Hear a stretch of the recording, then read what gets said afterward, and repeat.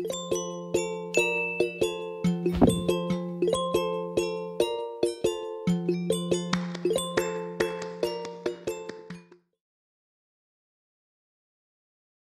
first thing I'm going to do is make a meat sauce. In my preheated pan, I have added some olive oil, and once my olive oil is heated through, I'm going to add half of a medium onion diced, and I'm going to saute that with a pinch of salt until they are translucent. I also want to mention that I have my flame at a medium heat. You don't want to cook this on high because the onion will burn.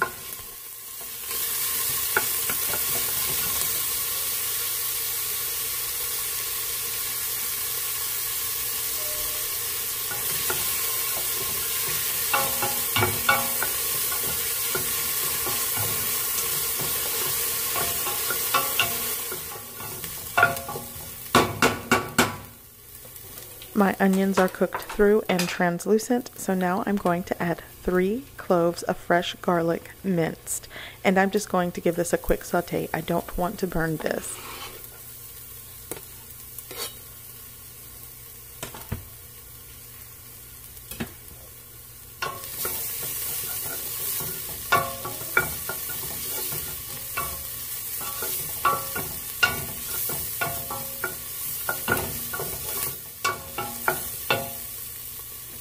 Next, I'm going to add 2 pounds of lean ground beef, and I'm just going to add it right into my pot, break it apart, and brown it.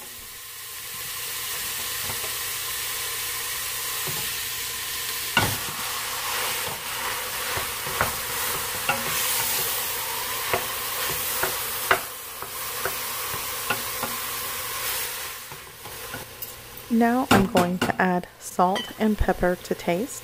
I'm actually going to add 1.5 teaspoons of salt.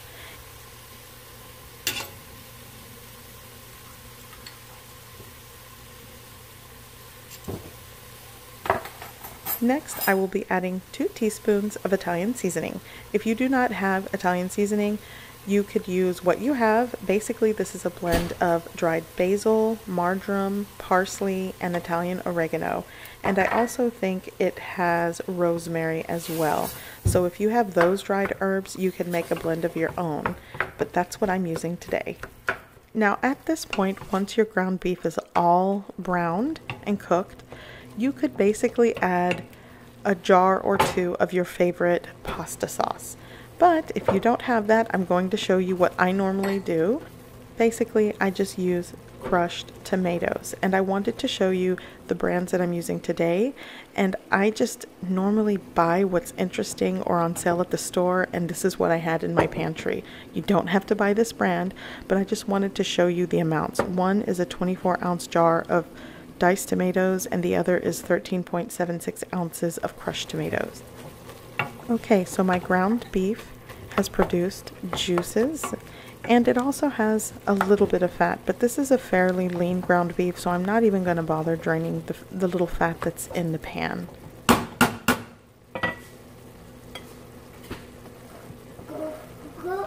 Next, I'm going to add half a cup of red wine.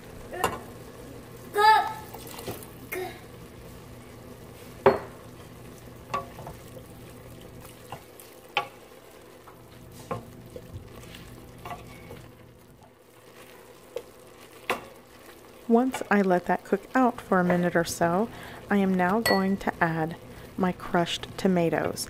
And basically, I have 4 cups of crushed tomatoes.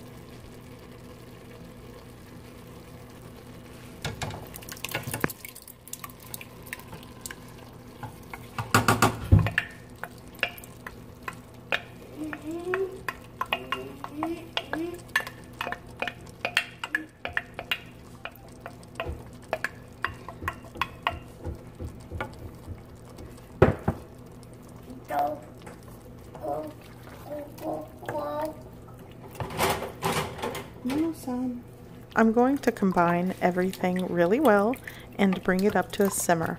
I'm going to allow it to simmer without a lid for at least 15 minutes.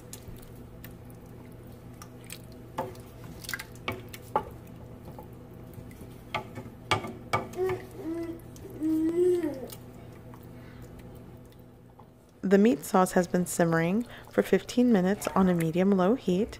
I am going to give it a good stir, and then I'm going to partially cover it with a lid and allow it to continue simmering for 30 minutes. If you've got the time, a full hour would really be better, but I'm pressed for time, so I'm only going to allow it to simmer for 30 minutes.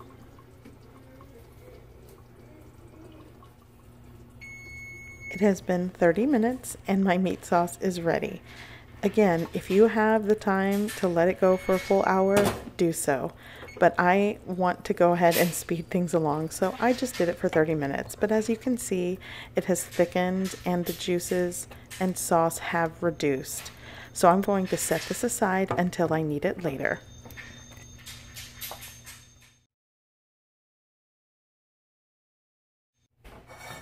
Now on to the bechamel sauce.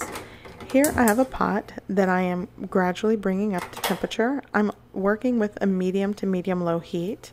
You don't want to work with high or you'll burn everything. So now I'm going to add 4 tablespoons of unsalted butter.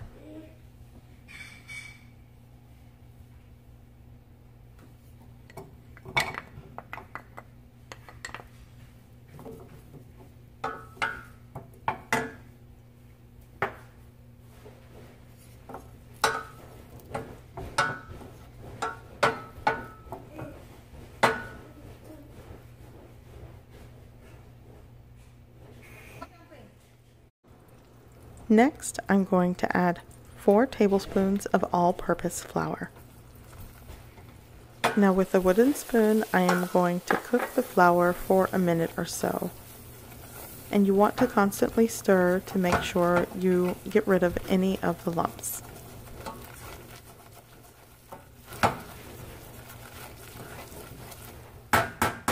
So basically, I have a roux and it is ready. So now I'm going to gradually add 3 cups of whole milk. And this milk is cool, or cold. I guess it's been sitting out for a minute, but you want to work with cold milk. And with a spoon, I'm just going to constantly stir and mix to make sure my bechamel sauce is lump-free at the end of this process. And it would probably be better with a whisk, but I can't find it, so I'm going to wing it with a spoon.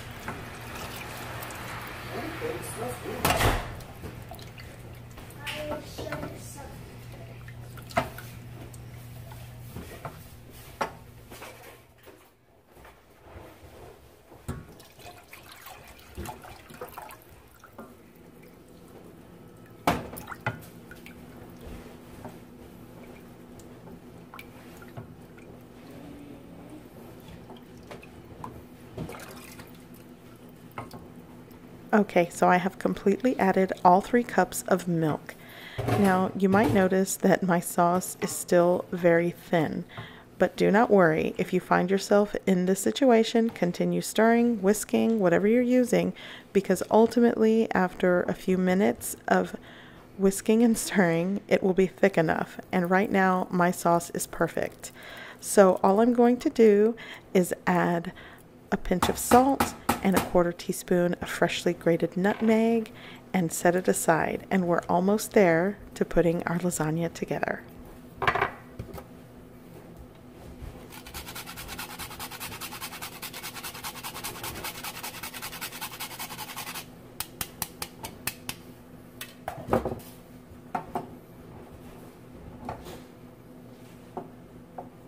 Okay, so my bechamel sauce is ready, and at this point I'm ready to assemble my lasagna. Okay, so I just want to go over the components again. Here I have my meat sauce. And here is the bechamel sauce that I made earlier. And the cheeses that I will be using are 5 ounces of grated Parmesan cheese and 8 ounces of fresh mozzarella, and this is what I used. Basically, I shredded the mozzarella and I grated the Parmesan. So all in all, it is 13 ounces of cheese. Now to make this easy and convenient, I am using oven-ready lasagna pasta. It's dry pasta and basically no boiling is required. Now, if you want fresh pasta or you want the kind that you pre-boil for 4 minutes, go right ahead. If that's what you have, use it. But this is what I like to use because it's convenient. Okay, so here I have my 9x13 baking dish, and I'm ladling in some meat sauce, and I'm just going to build the layers of my lasagna.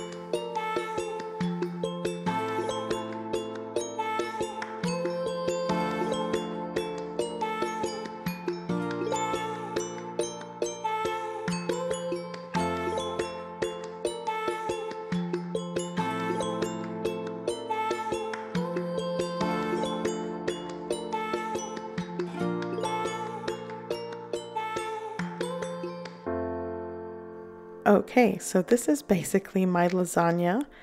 It is ready to be baked, and I wanted to show you that I always end up with 2 extra sheets of lasagna noodles.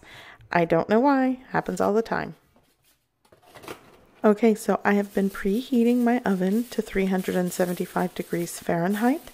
I'm going to cover my lasagna and bake it for 30 minutes covered and 10 to 15 minutes uncovered, or until the cheese is golden brown and bubbly.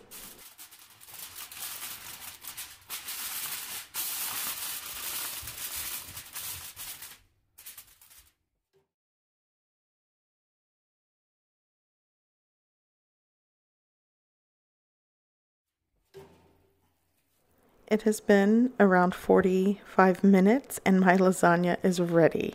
Now here comes the hard part. You want to make sure you allow this to set and cool down for around 30 minutes. And of course, no one in my house wanted to wait 30 minutes, so I got a good 15 minutes of cool down time. So let's hope it's set. And if it's not, it's okay because it's still good. But just remember, if you want your lasagna to set up properly, allow it to set for 30 minutes.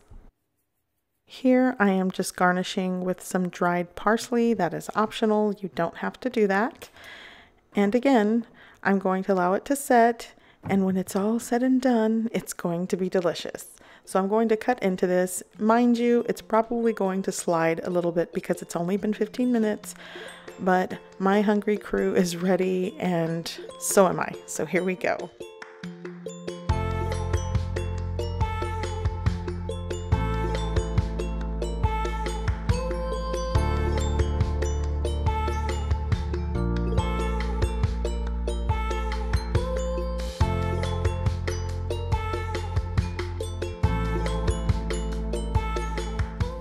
Okay, so the first piece is out of my dish. I am so ready to dig in. I hope you give this recipe a try. I hope you like it, because I like to think this is a good place to start.